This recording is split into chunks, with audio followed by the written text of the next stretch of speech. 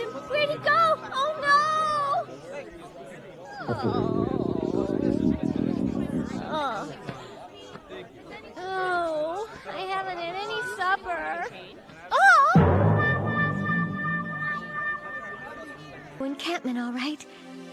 Yui must be down there somewhere, too. If she is, maybe I can talk to her again. I might be able to do something about all our misunderstandings. No good. I'm hungry again. Tonight, I'll become Tamahome's bride. After all the times we were separated from each other, we'll be joined at last. Miyaka. Ah! Huh?